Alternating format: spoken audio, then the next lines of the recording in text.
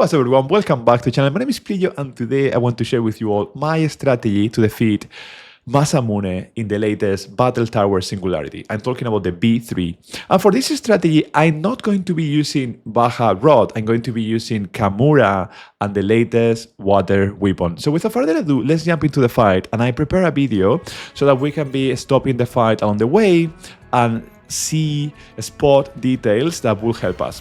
The fight starts with Masamune laughing because he is so confident.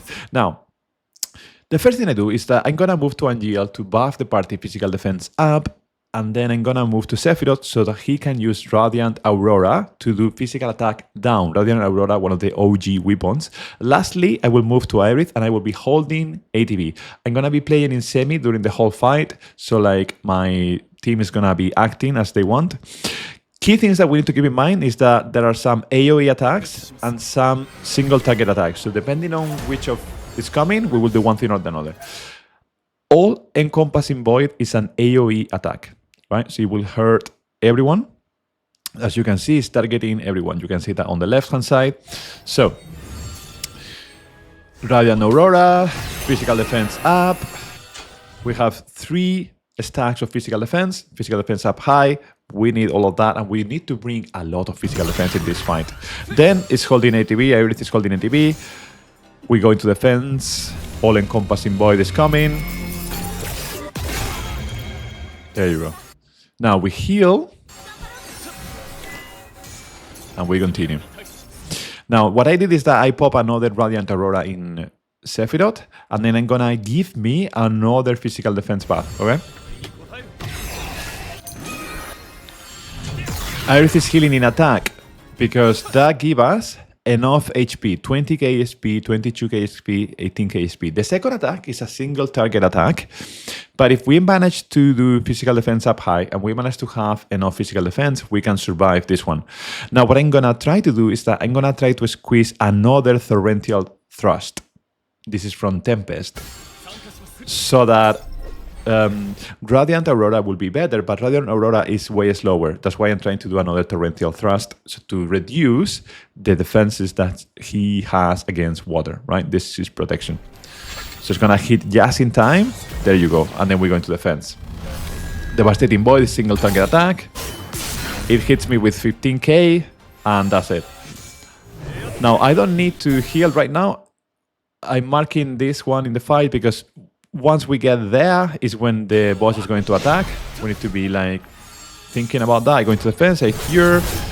Dual Sundering Waves is AoE attack. And then I basically now this like we proceed, we continue the fight just attacking. Everything's gonna buff ourselves. And the key thing that I'm doing with Sephiroth is that I focus on doing more damage. I could be doing Radiant Aurora, but I wait. Now I'm gonna be holding ATB with Sephiroth. Holding ATB with Sephiroth. Heal with Aerith. And in the meantime, Angel has been using his limited weapon to get Veil up. I put the Flash Steel with Sephiroth because I want to have max power.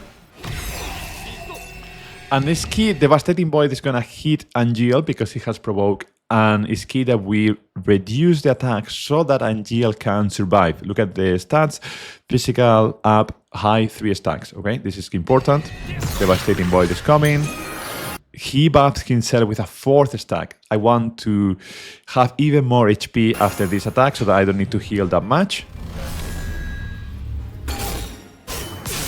Is doing 9.4k damage, so I have plenty of HP left. I heal, and then I proceed, continue attacking.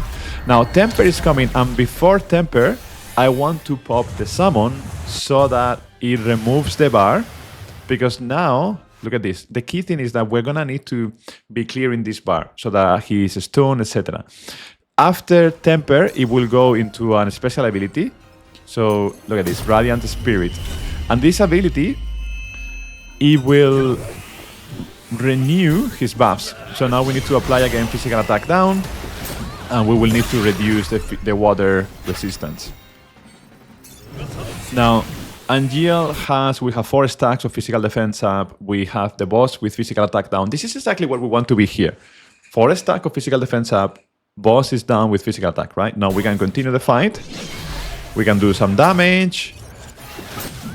And we are gonna use Ad Astra just to be extra careful with this stage. Just in case. Because, you know, why not? So it's hitting for 12k, I have still some HP left, but the good thing is that thanks to having Ad Astra, I don't need to heal as much. So that's quite key. Now we go full on sigils. I'm using the stream phases so that the sigil takes only 2 ATBs. And the sooner we break, the more break phase we will have. So more opportunities to do stuff. So we cure first. I'm gonna heal myself again.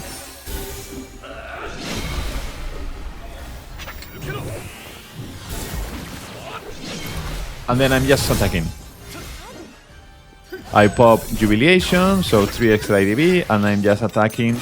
I make sure that I renew my physical defense up with Angel. He's doing his build. He's left with 1 HP because he has this bleeding thing, right? And look at this, so many stacks down. Now we need to recover that. So Aerith is gonna help us healing. Just before dual sundering waves, we can slow down this movement. When we see that it's popping, we can slow it down using as limit break. Very nice, we are safe. Now, no extra healing. There you go. Now, Angel is looking better. Sephiroth keeps attacking. And Ad Astra is going to give us an extra bit of confidence here, just before the fight continues, because we don't want to risk it. So something key, by the way, is that Aerith and Angel, they still have reprieve. And this is really useful because it might be that things get complicated later on, and it's good to have reprieve just in case. Alright, I'm focusing on doing some extra damage, and now this is the second sigil phase, right? So the whole strategy from the first sigil phase to the second one is that you cannot go crazy in the DPS. You need to be holding a bit of ATB. That's why you will see that, for example, Sephiroth could have attack, Angel could have attack, but I was more eager to get the ATB up so that we could use it to break sigils. And then once we break the sigils, we are going to go into a DPS race.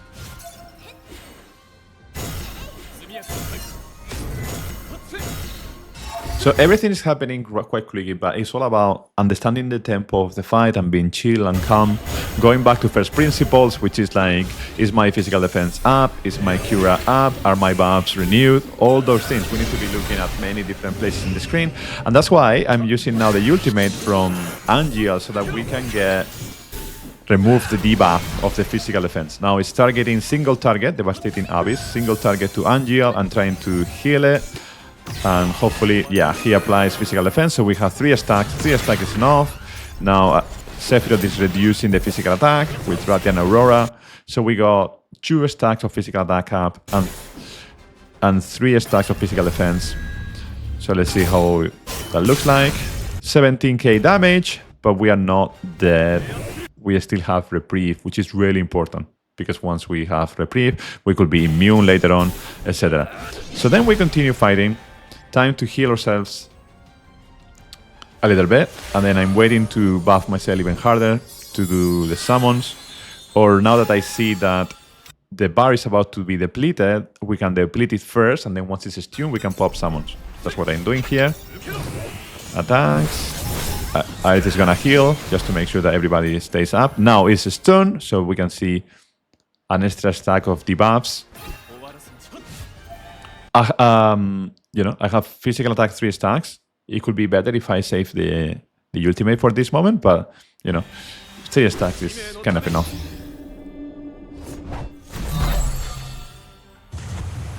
Skip the animation. 978k. And now we continue attacking. And then after this, you will see that there is a third phase. I heal with Aerith. You need to watch out with those AoE attacks. They are really fast and annoying, to be honest. I pop attack because it's time to go full berserker. It ends now. Now, here, if you have enough DPS, you could finish the fight here with a few attacks. Of course, Angel is doing silly things because I'm playing Semi, and that's why he's using the Ruinra instead of like doing damage. So then it's gonna target Angel, but it's a single target attack, and it's gonna survive with Reprieve. That's the power of Reprieve. That's the power of Reprieve. Like, if I didn't have that, the boss could have died already if I was playing full manual, because then Angel wouldn't have done these silly things of like doing Ruin Rush when it's so close to die. But it's no problem. We have Reprieve. Now we are immune. We reduce the water resistance down. We continue hitting like a truck. This one will be a AoE attack, but we can kill it before that. There you go. And this is it. This is the strategy. I'm gonna review now the team composition so that you can get some ideas, because at the end of the day, the thing I like the most about these fights is that you can bring many different teams. So this was done in 4 minutes 25, but of course, like, we need to talk about every single detail. So yeah, I guess it could be better if I had better weapon, of course, but you know, I didn't pull on Edgar and I didn't have Bahamut Rod. Now I'm gonna be showing you the team, right? So Kamura and the new water bamboo staff. And the key thing here is like 246 physical defense, but 5,593 healing. I'm bringing the first anniversary, and then I would bring in 2. Let me go back because that was really quick. I'm bringing 2 physical defense weapons. Sorry, 1 physical defense weapon, 1 healing and buff and debuff extension, and then another healing and buff and debuff extension, right, from Terra. So just 1 physical defense weapon. Sephiroth is bringing physical defense as well. 323 HP, physical ability potency, and HP and water potency. And he's bringing his outfit that extends the buff and duration, because I don't have Edgar. So that's what I needed to bring. And that's why I'm bringing Tempest and the one that does Radiant Edge, which name I forgot. And then lastly, Angel is going to be the key player. 433 physical defense, 22k HP, and is bringing 2 physical defense guild battle weapons plus 1 of physical attack, all. And then is bringing the 2 weapons that we said before. 1 to do physical defense up and physical attack up, and the other 1 to do water damage, which is his the weapon for the banner. And that's it. That's the video. That was the thing I wanted to share. What was your study? How did you manage to clear?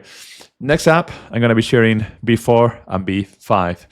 Thanks a lot for watching. Until the next time, cheerios! Bye-bye.